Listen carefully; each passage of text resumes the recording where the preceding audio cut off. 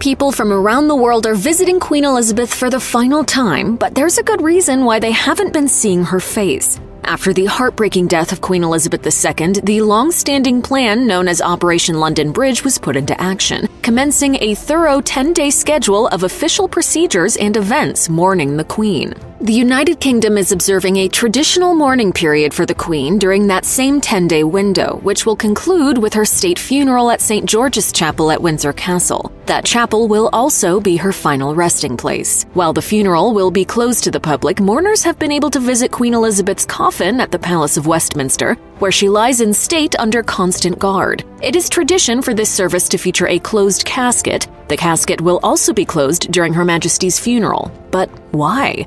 For centuries, members of the royal family have been buried in coffins lined with lead, which stay closed during the funeral to prevent decay. These heavy special coffins keep out moisture, helping to preserve the body inside them and slow down the process of decomposition.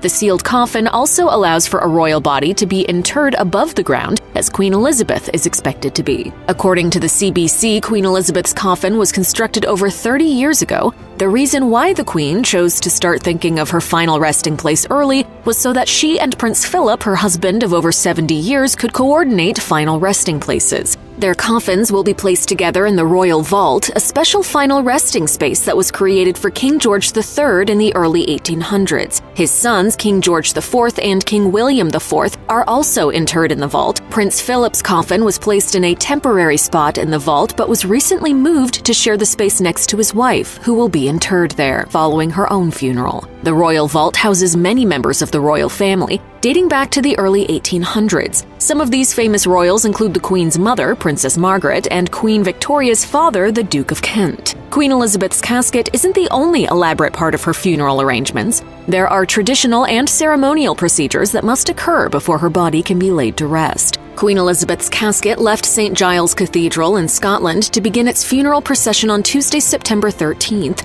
It was taken via airplane to London, where it arrived at Buckingham Palace before being moved on Wednesday to the Palace of Westminster. Since then, her body has been laying in rest under constant guard as the British public takes this final opportunity to pay their respects before the casket is removed for her funeral on Monday, September 19th. The funeral of Queen Elizabeth is expected to be an event of national mourning, the likes of which Britain has not seen in many decades. The ceremony itself will reportedly span about an hour. Members of the royal family will be joined by dignitaries from around the world, and while exact details about the funeral were not immediately released, royal commentator Bonnie Brownlee has some speculations regarding what will unfold. Speaking to the CBC, she predicted some personal touches for the funeral, saying, "I'm expecting a grandchild will say something, maybe a poem, something that will personalize it a little bit. We could expect some surprises if they decide to switch it up a little bit, like maybe one or two things that are quite emotional in the service, but I think they'll leave a lot of that to only the family to know in advance."